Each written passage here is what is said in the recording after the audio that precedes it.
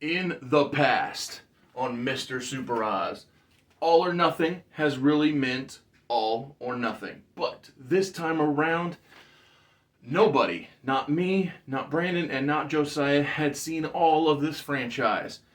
So, I know that me and Brandon had made it up until Salvation, but afterward, and when they killed that trilogy, we bowed out. We didn't join Terminator Genesis, and we didn't take part in Dark Fate. So, we're trying it a little different this time. What we're doing is we're doing the original Terminator trilogy, All or Nothing.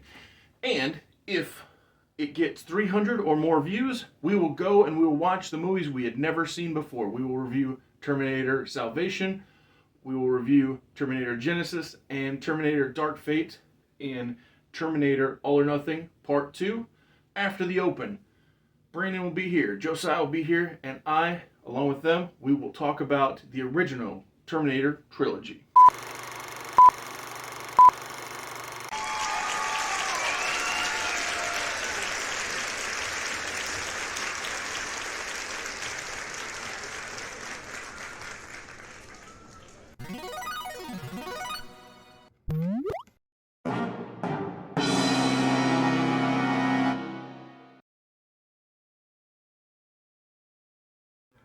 So, I appreciate you guys coming to this All or Nothing, this unusual All or Nothing.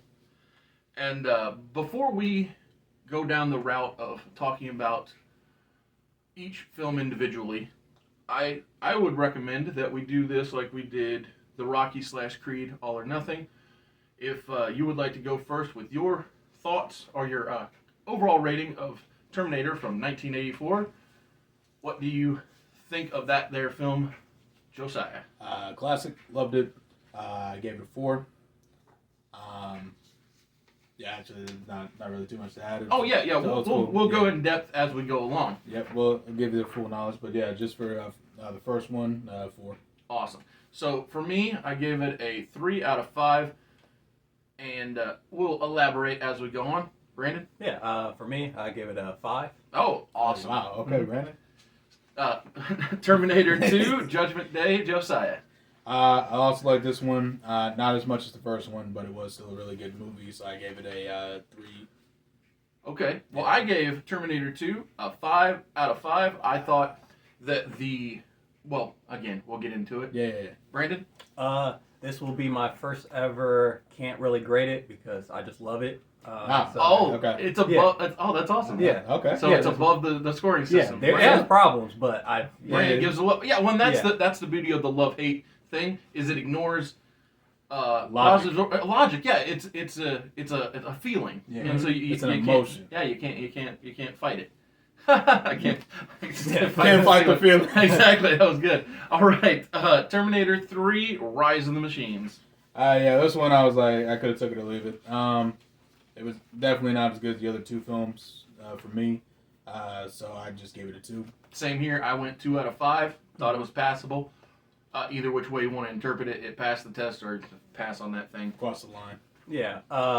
2. This is when the series started to regurgitate. This is when we found out this is what they're going to do with the rest of the franchise. So but we'll get to that absolutely later. So before we break down each film, I want to say this because it was a note I took upon the climax of watching Rise of the Machines. Yes. So I remembered having ill will toward Terminator 3.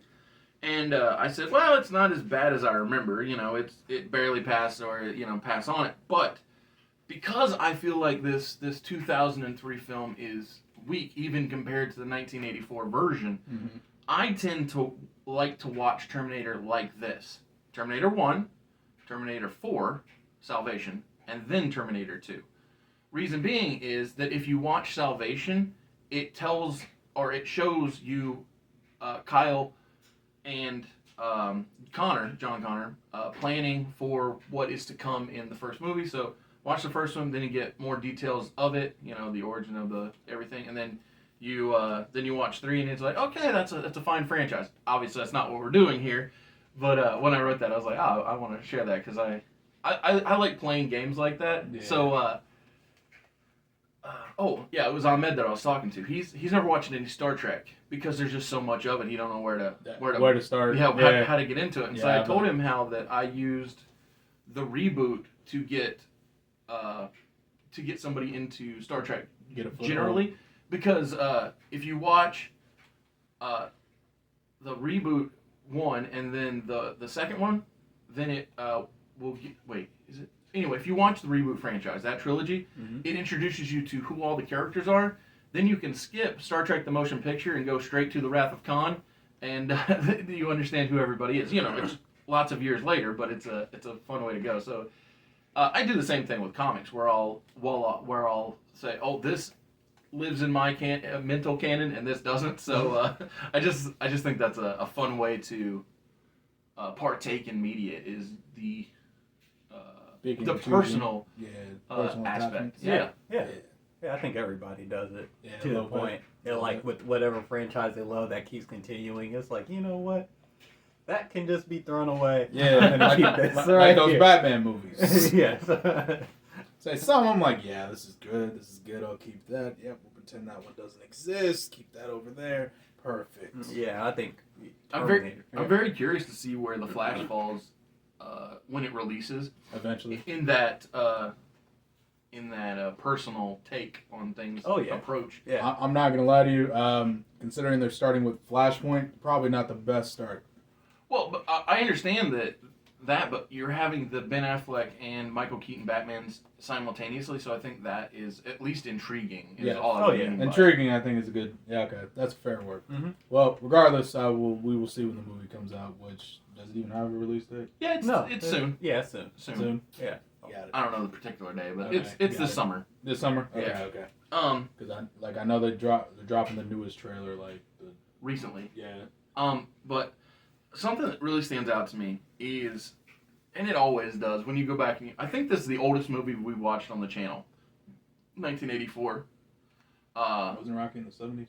Oh, you're right. So it's among the oldest. Yes. So Rocky is the oldest, but what I'm saying is 1984 is among the older things, because we tend to talk about things in the now. Yeah. Generally speaking, but what I was getting at is it's always interesting to see older films think that this time is so far away, right? Because it says L.A. 2029, and it's so crazy to me how close 2029 is. Yet how in 1984 it felt so far away. That's 55 years in the future. Yeah, that's all I was getting at. Yeah. That's like Back to the Future, 2010, flying cars, skyscrapers, Yeah, absolutely. Yeah. It's like so distant that people are like, and I'm pretty sure that we're definitely gonna get there. I'm pretty sure Blade Runner was 80, was it 40, 49? Nah. 2040 something. The first one I thought was in a much closer time than the second one, which was 2049. I'm thinking of the second one though. Yeah. But anyway, my point is, a lot of science fiction is just based in a distant future that is not nearly as distant. Not so distant. That's anymore. why they put 2 XXX now. Yeah. Because they're like, we're not falling for this trap. Yeah, we don't know the time. Then they're gonna be watching these movies in the year 3000, like these silly humans. Yeah. No, anyway, it was just my first note. Yeah. It was LA 2029. So, that was it. I just find that to be an interesting fact. Yeah. And I'm pretty sure I saw this on the internet somewhere, but Bill Paxton is I think the only actor to be killed by a Terminator, an alien, and a Predator. Mm-hmm. Oh crap! Yeah. And as soon as I saw him, I was like, "Oh yeah, I love this guy. Bill Paxton's great." Oh yeah, phenomenal. Yep. Man, you were right. I didn't even think about that. Sorry, Brandon. Go ahead. No. So this first film, Terminator, man. I think that out of all the three, this movie has the best atmosphere. And what I mean by atmosphere, it's the setting in the 80s. It is the most 80s movie. The hair, the music choices, the lights, absolutely, the clothing. But the atmosphere is like despair almost, in a way, this feeling of hopelessness, but yet there is hope. It is so weird, how it juggles all of this together. And also why I like this movie, and I think that the other movies always fail or forget this. To me, the first Terminator movie, yes, it's qualified as a thriller, but really it's a horror movie. Yeah, because he's the. I know this sounds overly simplistic, but the Terminator is the killer. Yes. He's the monster. Yes, he's Michael Myers. Yes. He's your Jason Voorhees. Yes. He's what's a more modern one? Screamface. Oh yeah. Ghost. Ghostface. Yeah, Thank from you. Scream. Yeah. From Scream. Ghostface. Thanks. Mhm. Good job, team. Yes, go team, go. But no, I agree that it does a great job of demonstrating the past and opposing it to the future, because Kyle Reese, the human that is sent from the future to the past to save the mother of the savior of humanity, basically, he has major machine PTSD, which I think is friggin' perfect, because why wouldn't you have machine PTSD if you come from that timeline? But when we first meet the Terminator, and he is attempting to get trying to get clothing, Right. I noticed some similarities to his execution to getting those clothing, to how in Injustice Superman kills the Joker, because the Terminator just straight up fist through the guy. I don't care, anybody else want to fight me type thing. And it's interesting to see things that you enjoy showing up in other things that you enjoy, paying homage basically to their their pleasures. Indeed. I love this. I said Sarah Connor's roommate made an awesome looking sandwich, and then the Terminator killed him. Yes. Oh, and this movie has some dark humor too, like the gun salesman putting all the weaponry out in front. He's like, "Can I see the pistol?" And he's like, "Oh yeah, sure." Yeah, no problem, buddy. I got you. Here you go. Take a look. He cocks it for him and everything. I'm like, blows him away just right there. It's like, well, what do you think was gonna happen? What was your game plan there? That part always makes me laugh. He was like, I'm going to get the sale here. This is my time. I'm going to be employee of the month. Yes, the extra big laser sight. I'm like, okay.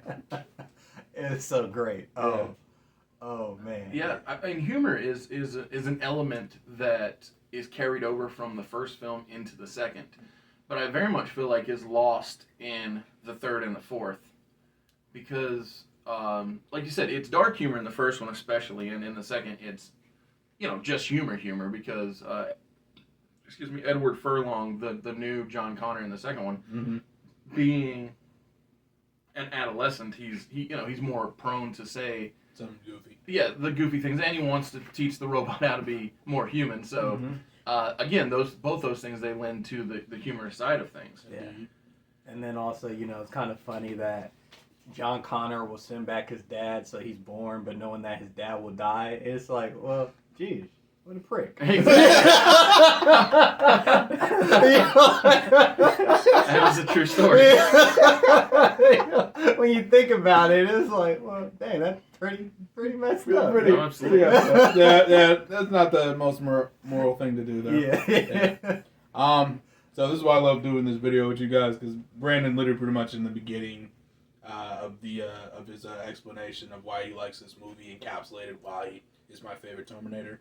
I really like to, and I understand why you guys rated it so high for good reason. Yeah. I just really liked one just because all those iconic scenes, the scenes of him getting his clothes, him putting his arm through the guy. Absolutely. Man, yeah, especially since I like horror movies, so I gotta get a pretty big kick. Not a big fan of Scream, obviously, but the rest of them I'm a big fan of. So having this as more of a horror movie style format, there's like humor, but like Brandon said, it's dark humor. So like I get a laugh out of he blew the guy away. That's phenomenal.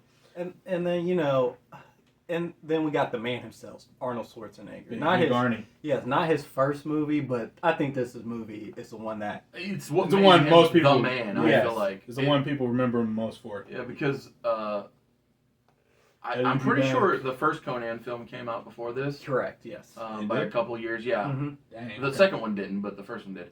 But the point is, this is what made him a box office draw. Like if he's a wrestler, this is what took him from being Rocky Maivia to The Rock. Mm-hmm. And I I really like the consistency from 1 to 2. Mm-hmm. So not just Sarah and not just the Terminator, but also the criminal psychologist from the first film comes back in the second.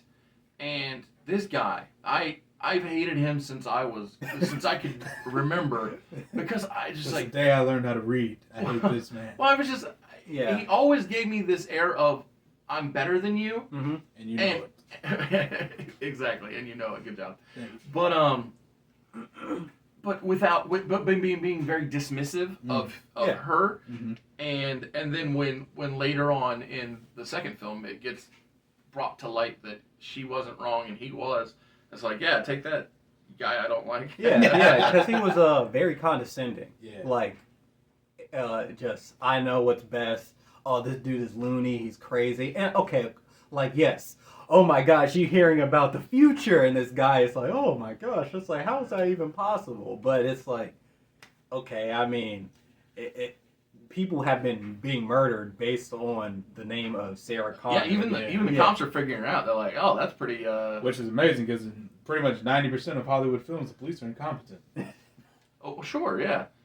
Well, they didn't figure it out, but they were just putting a couple of pieces together. They're putting more than one piece together. I was like, oh, I'm kind of impressed. Yeah, they're like, Sarah Connor here. Oh, well, they got the Wait, same hold name. up a second. Yep, something's making sense here. Yeah, and of course, people with the first film make the whole thing of, it's like, well, why even go back to just kill Sarah Connor? Why don't you just kill Sarah Connor's mother or grandparents? And then, it's like, And that's why these future movies, you should not think in them. right, Just that's let not the the movie point. happen. Of course. Like, Well, and yeah. you're right. It isn't the point. And how far back do you want to go? Like, I can see the concept of saying, oh, and here's the thing. And actually, this is a thing that relates to right now. So, Chat GPT and all these other AI conversational things, Mm-hmm. they're only able to have conversations with us to some degree, because it's able to scour old information that's on the internet. Mm. And so I'm sure that the Terminators themselves are somewhat inspired by what humans had put in them, right? Or all technology by that. Right. Logic goes that way. So it's like, of course the logic is, well, if the mother can't give birth to the savior of humans, problem solved. mm-hmm.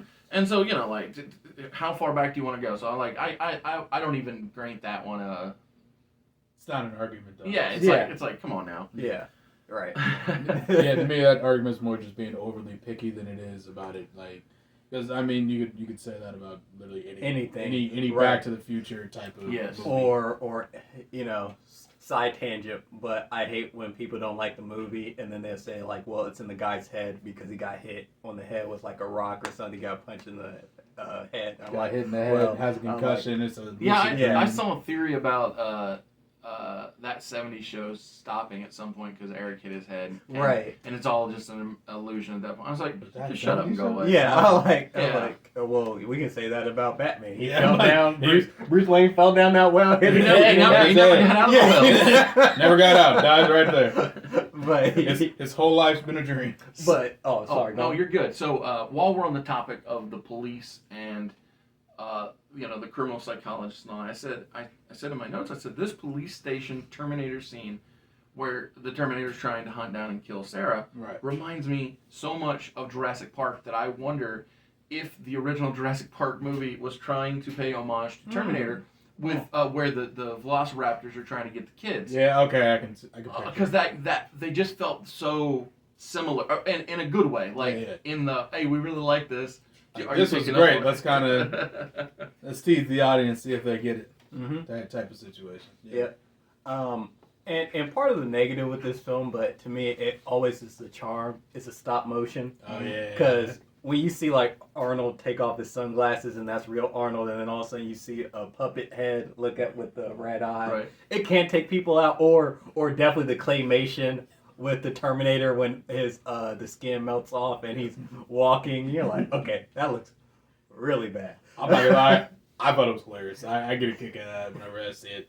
But yeah, I could see how people would be bothered by it. So, Yeah. well, I agree. So the those elements are what made this get a lower score to me.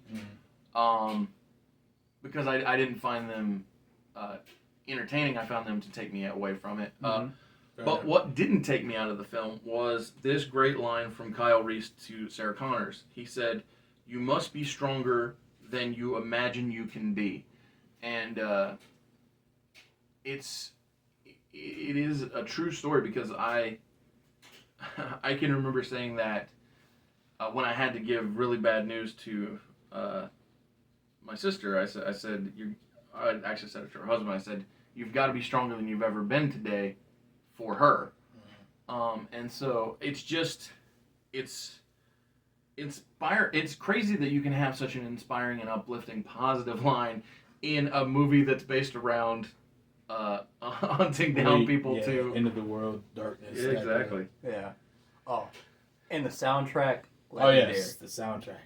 The 80 cents and do. It just gets you like it really that's so iconic. There's literally like what 3 wrestlers that play off of that riff. Oh, absolutely. Yeah, like that soundtrack is like the imminent action sound. Like yes, like every time I hear that, I get hyped. I get excited. oh yeah, it's so good. Can I say something I think is so funny about Sarah Connor? Like, so she is being hunted by a robot. Mm-hmm. Yeah. She's told that her unborn son has sent a man to save her.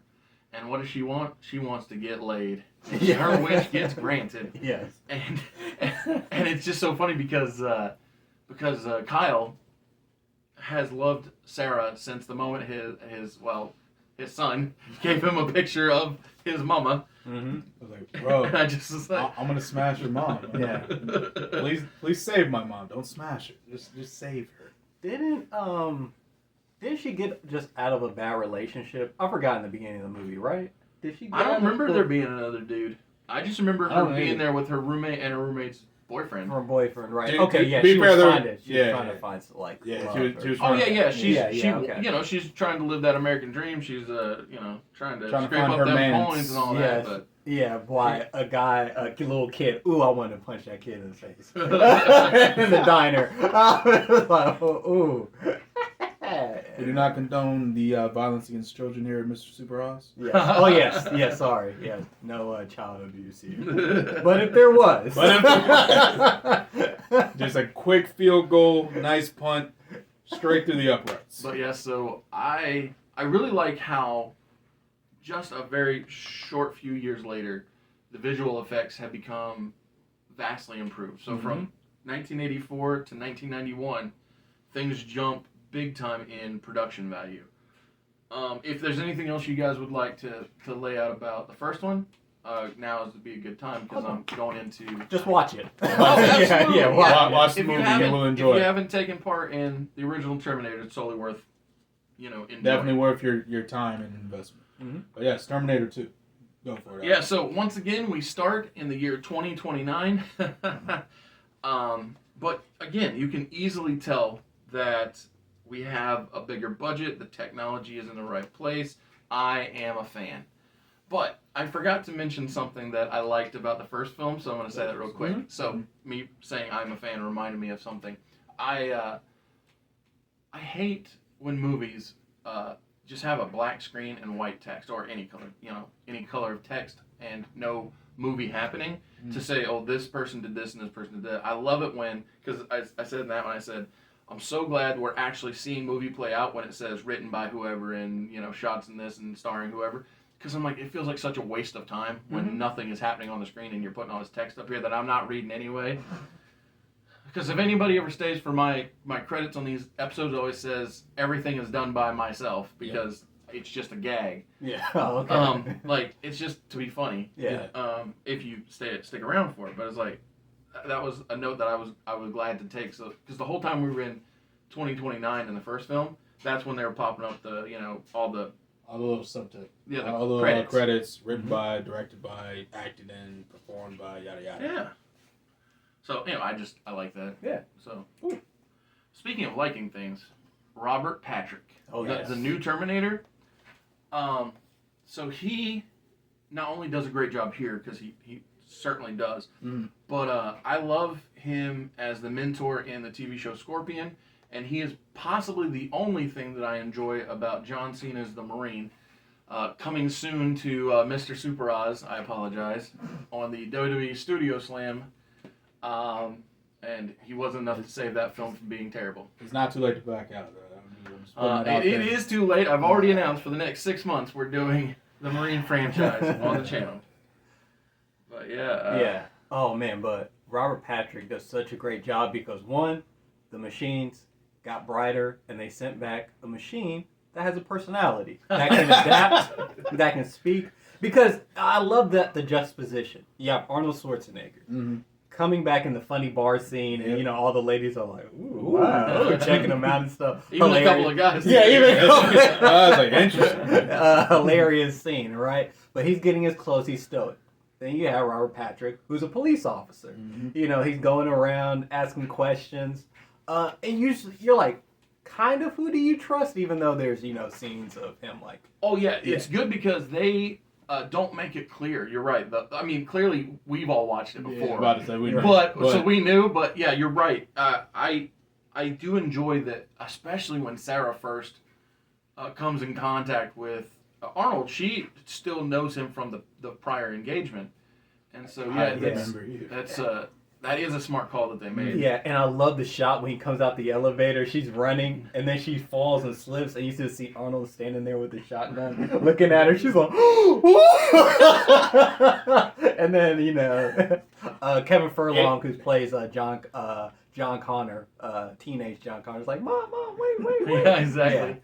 Yeah. It amazes me how many scenes Arnold has in these Terminator movies where he's literally not really doing anything, and it's still some of the most iconic stuff you ever see in a movie. Yeah. Well, and this is a thing we all forgot to mention about the first one, but the original "I'll Be Back" in the first film is one of those dry comedy spots where it's not intentionally oh, that's great, but then when he does come back and he drives the car through the thing, it's like, oh, that was witty. Yep. And then when it becomes a running gag throughout it's even better. Yeah. Oh, and then also the classic line from this one and the sequel from the first movie and this one is, "Come with me if you want to live." Oh, yeah. And I always thought did John Connor program that into Arnold so that it's like, hey, don't be, but there's but little details. Yeah, right. But I just love the Robert Patrick, and you don't know, and of course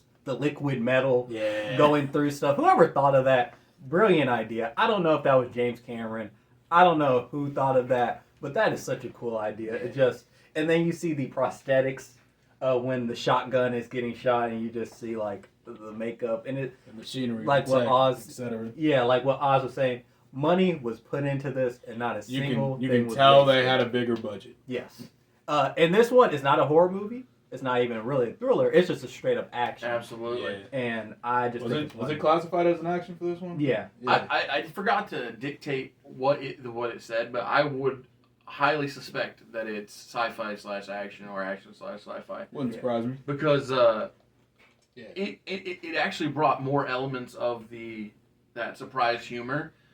Where when Robert Patrick is in Edward Furlong's foster parents' house, and he's on the phone with him, and Arnold says, "Oh, what's the name of your dog?" And he says the wrong name, and then he says, "Your foster parents are dead," when he hangs up the phone. Yes. Oh, yes. And it's like, I know that shouldn't be funny, but it's just how matter of fact he is about it. I just found it awkwardly entertaining. Mm-hmm. And what came out first, Aliens or this? I'm not sure. I think Aliens. I want to say Aliens because. But yeah, the internet. But what I'm saying, because it's both written by James Cameron, and I think that he does something that's kind of funny, is that he just puts more of it. There's more, instead of Alien, you have one. Yes. You have a Terminator. Aliens came out in '86. Oh, okay. So now in Terminator, you have Terminators. You have two. Yep. And you just put the S in dollar signs and make it an action movie. Instead of a horror in an action movie, boom. It makes that money. It makes money. I mean, and what I like about it is, so Skynet, they're trying to stop it. Skynet is the machine. And this time, the creator of Skynet you know, at first he doesn't believe him, but then he starts actually like realizing like, oh snap, it is becoming kind of sentient a little bit. Yep. And then, hey, guess what? He actually does something. The right thing. Yeah, the right thing, which is a shocker. I was like, wow, that's actually rather like surprising because It was like an RKO. It came out of nowhere. Yeah. So we had already talked about how at the mental hospital, the Terminator's there, and Edward Furlong or John Connor tells his mom, Sarah, hey, he's on our side type thing. But before we even see the Terminator and John at the mental hospital, we see Big Mike from the from the TV show Chuck, which for anybody who watches for the all, I don't know, 30 people who watch the Wednesday Rewind, you'll know that I bring up, or me and Brandon have brought up, the correlation between Chuck and Limitless on a semi-regular. So it's always fun to see actors who, at the time when the film came out, you didn't realize would go on to become a much bigger, or have a much bigger spot in a thing that you'll go on to love later. There you go. So I just I love it when that happens. The whole, hey, surprise, I love this person. Oh yeah. Didn't know that, I forgot they were here. Forgot they were in this movie, but they did great. Oh, and we forgot to mention another thing is Sarah Connor's transformation. Instead of being the damsel in distress, she actually takes initiative. Oh yeah. And you know, you see her doing like pull-ups and getting those gains. Yeah, she stabs that guy I don't like too. Yes, she does stab him. Yes, to like payback. It's just like the character. It's like, you know what, that would make sense because, you know, but also she now has the PTSD that Kyle had previously had Correct. in the prior film too. Right. Like we get to see her having nightmares about the end times. I mean, things she hasn't experienced yet, but the things that, you know, Kyle told her about and that she, you know, fears for her, you know, her son to live through. Mm-hmm. And then, you know, John Connor's kind of strained relationship with his mother because she's so, like, military focused and like, hey, we need to stock up in training. Well, and it's because she was told that he's going to be the leader, so she thinks she has to get in there. Right. And then also, but it's kind of weird because Arnold becomes a pseudo-father figure. Like, you know, he teaches him emotions or how to like enjoy yourself. He's like, do not kill him, and then all of a sudden, you know, he's like, well, I didn't kill him. It's like, he just incapacitated. He is knocked out. Like, He is alive. Don't you worry. Oh my goodness, yeah, it's yeah. Well, and as when we talk about the growth of characters, it's not just the Terminator and it's not just John Connor, but even Sarah grows because when they first meet Miles, the guy behind Skynet's developments, she instantly wants to kill him. Mm-hmm. But again, John is able to talk his mom into not going that route. They're able to get him on their side, and in the big final fight, you know, they're all working on the same side here, and so it was good. And there again, just like with the prior unexpected line of hope or line of, you know, uplift, silver lining, yeah. So this one says, or I wrote down, I said, if a machine, even a Terminator, can find value in human life, you know, maybe the humans can do the same thing, you know? Yep, exactly. God forbid. Yes.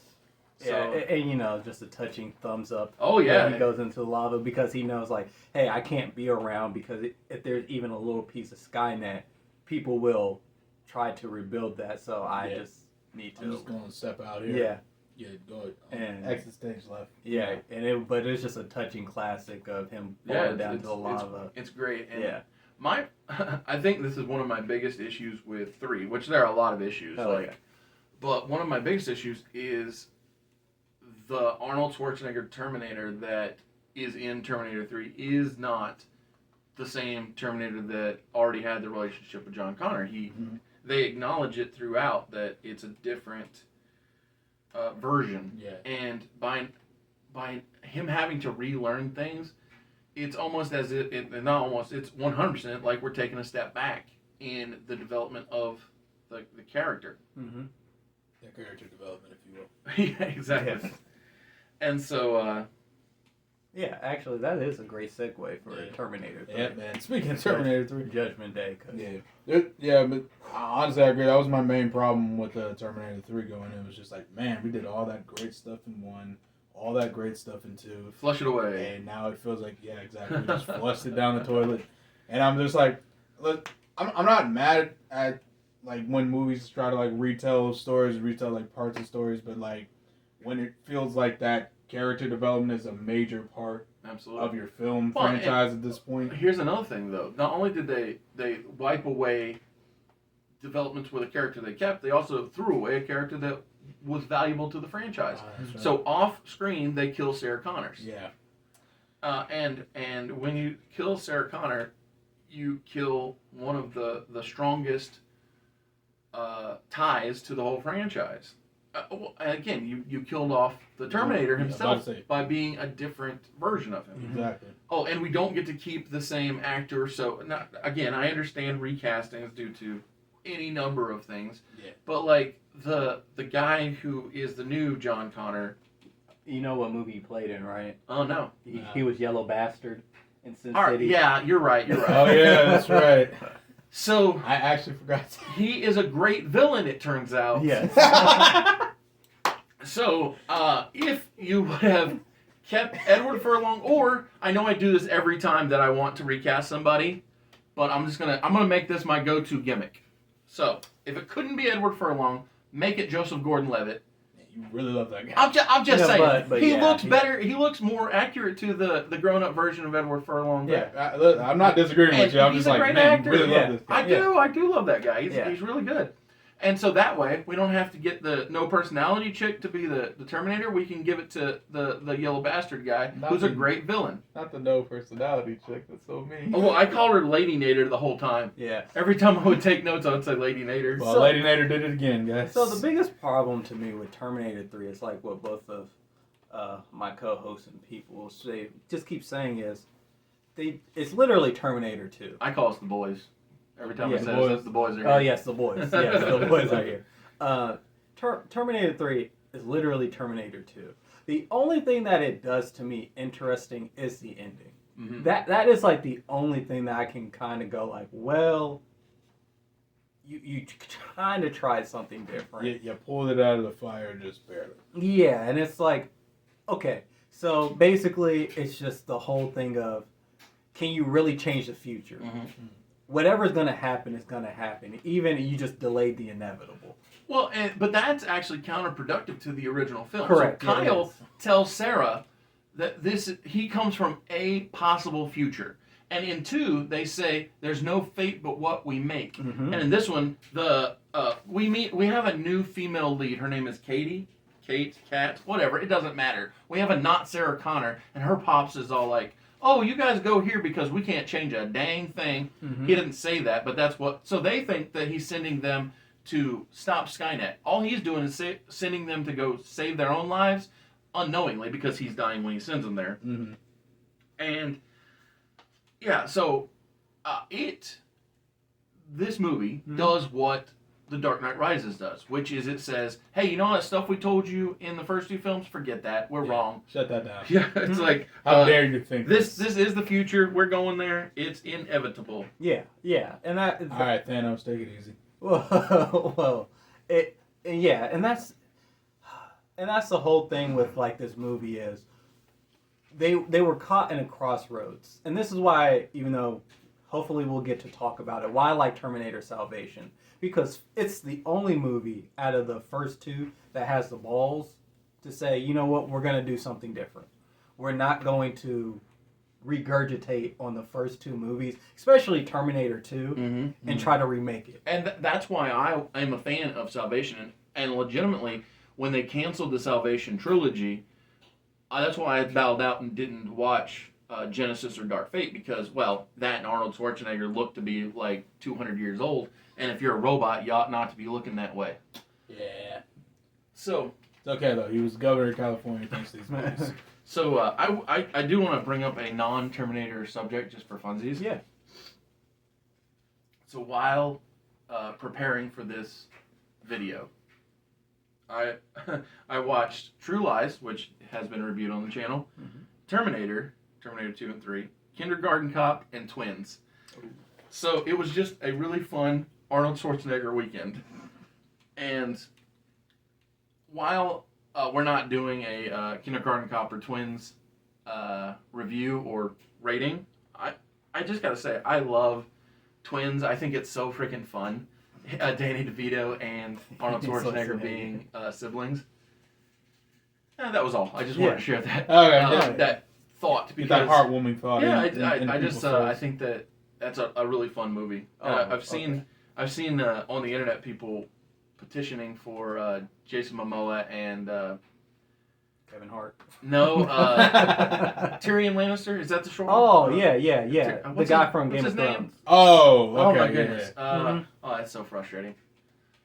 His face will be on the screen now, but it's so irritating. Not. I want to say like Higglestein, but it's not that. It's Well, the thing is, he plays Trask in one of the X-Men films. Days of Future Past. Days of Future Past. That's right. Peter Dinklage. Yeah, Peter Dinklage. Thank yes. you. And so I thought that would be funny if they were twins as well. I gotta go laugh at that. But yeah, Get his hair looking like Jason Momoa's too. Mhm. Oh yeah, he can pull that off. Yeah.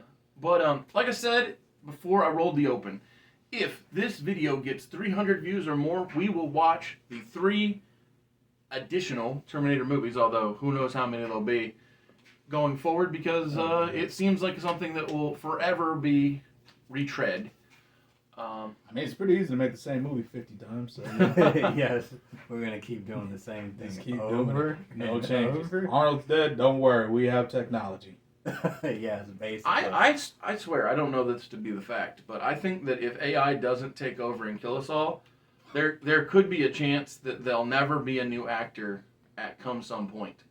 So I could very well see a world where Tupac's back. where families, if not the person himself, but families sell the likeness of their person. Mm-hmm. So like Arnold Schwarzenegger, either himself or his family sells the likeness, and so forever he will be able to be cast in, Conans or Terminators or whatever. And the same with Die Hard. Yeah, Bruce Willis I think already did it. I read his voice or something like that. I think he signed the concept of a deep fake, so they can use his voice and his face to put in stuff in the future. Wow.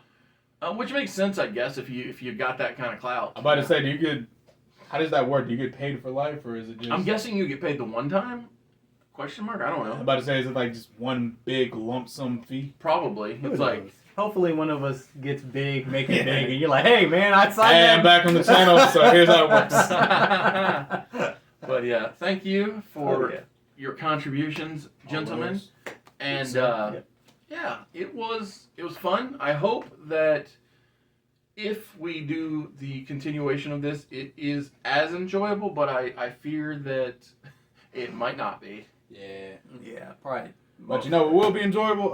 It's chill.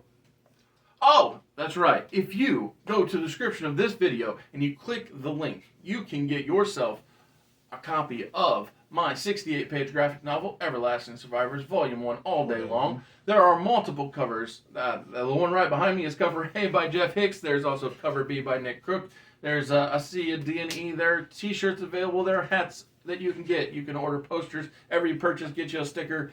Thank you, Josiah, for the reminder. Mm-hmm. And thank you for watching. Catch you next time. See you. Peace.